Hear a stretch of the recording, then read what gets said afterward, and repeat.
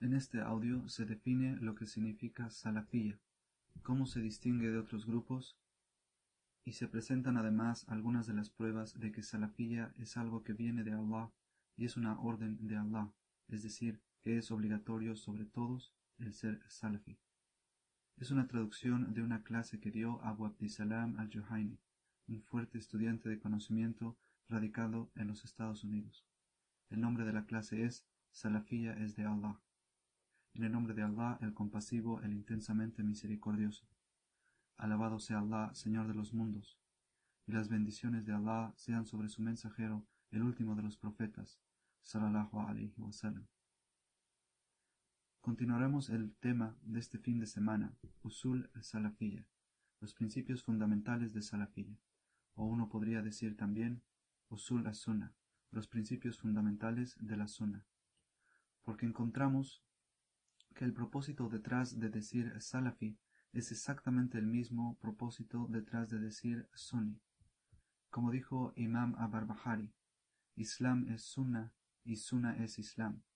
Y aquí Sunnah tiene el significado de ser el método y las costumbres del profeta, sallallahu alayhi wa sallam, en un significado general y amplio. Asimismo, Sheikh Ubaid dijo, As-Salafiyya es Islam, e Islam es Salafiyya. Y este es el mismo significado, la Sunna del profeta, sallallahu alayhi wa sallam. Y de los principios fundamentales de la Sunna, como dice Imam Ahmed, Allah tenga misericordia de él, en su tremendo libro Usul as-Sunnah, el gran imam dice, de los principios fundamentales de la Sunna con nosotros es que nos apegamos y nos mantenemos aferrados a aquello sobre lo cual estaban los compañeros del mensajero de Allah, sallallahu alayhi wa sallam. Que nos apegamos y nos mantenemos aferrados a aquello sobre lo cual estaban los compañeros del mensajero de Allah, sallallahu alayhi wa sallam. Este es el primer principio que se menciona en su libro, y este es el fundamento del llamado. Si le preguntas a cualquier musulmán que si tiene que obedecer a Allah, te dirá, sí, claro. Y si le preguntas a cualquier musulmán si tiene que obedecer al mensajero de Allah, sallallahu alayhi wa sallam, te dirá, pues claro. Bien, entonces, ¿qué diferencia hay entre la secta salvada y las otras sectas? El mensajero de Allah, sallallahu alayhi wa sallam, nos informó que la umma, o la comunidad musulmana, la nación musulmana, se dividirá en 73 sectas, y dijo, todas están en el fuego excepto una. O sea, tenemos 72 sectas en el fuego y una que no. 72 y una. Entonces, ¿cuál es la diferencia entre estas 72 y la una? Porque encontrarán que no se trata de decir Corán y Sunna.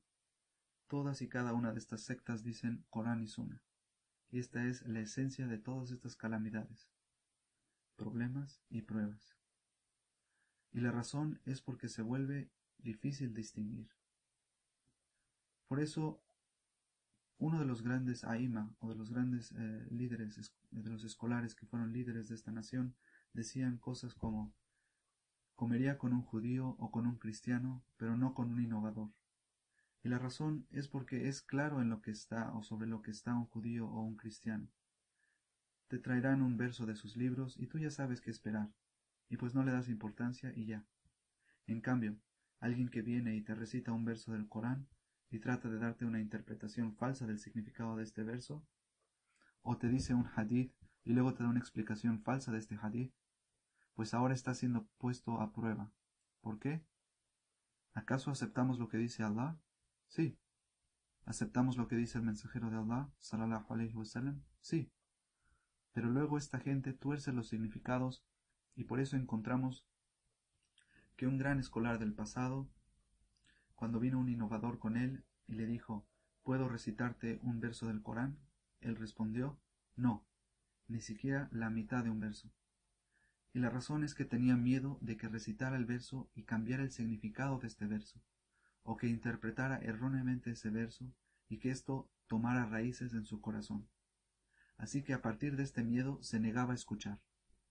Y encontrarán, oh siervos de Allah, que la diferencia de la que hablamos es que solo Ahlul Sunnah wal Jama'a son los únicos que se adornan con decir que siguen el Corán y la Sunna según el entendimiento de los Salaf, o los predecesores piadosos, primero y antes que ningunos otros.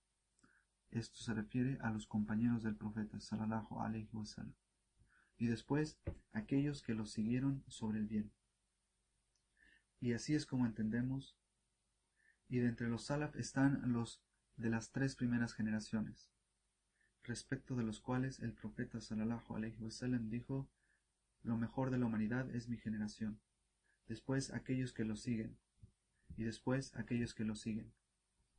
Y estos son a los que nos referimos cuando decimos los Salaf. Los Salaf, como dicen los sabios, son aquellos que siguieron a los Sahaba, porque los Sahaba tienen un prestigio dado que Allah los elogia, y después de que Allah los elogia, nadie los puede difamar o desacreditar. El mensajero de Allah sallallahu alaihi wasallam los ha elogiado también, y después de que el profeta los elogia, nadie puede venir a difamarlos. Y así los Salaf siguen al profeta sallallahu alaihi wasallam, y lo siguen de la manera correcta, de una manera que está probada, porque cuando decimos los Salaf, nuestro líder, nuestro imam, es el profeta sallallahu alaihi wasallam, y los Salaf siguieron al profeta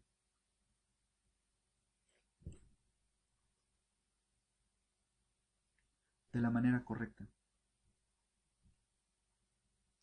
Los escolares dicen que los tabi'in solo alcanzaron su nivel de prestigio porque siguieron a los sahaba.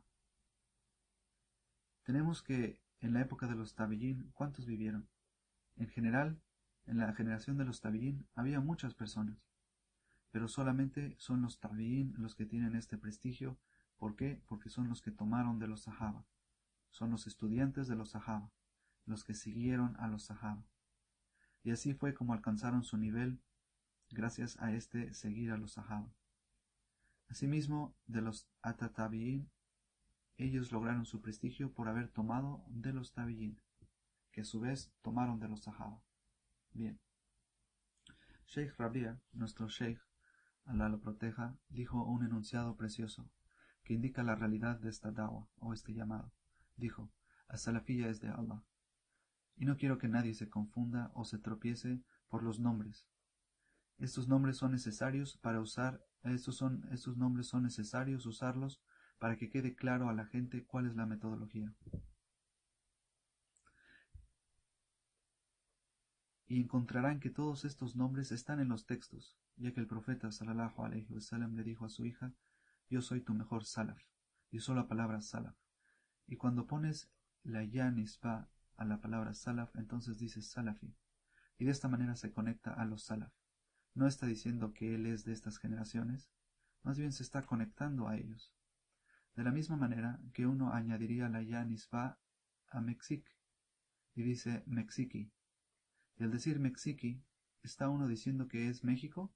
No, está diciendo uno que es mexicano, se está conectando a México. Porque algunos piensan que cuando dices soy salafi, te estás engrandeciendo al decir que eres uno de los salaf, y que esto no está justificado y que no deberías estar diciendo esto. Pero el que dice este tipo de cosas solo muestra que tiene deficiencias en el entendimiento del idioma árabe.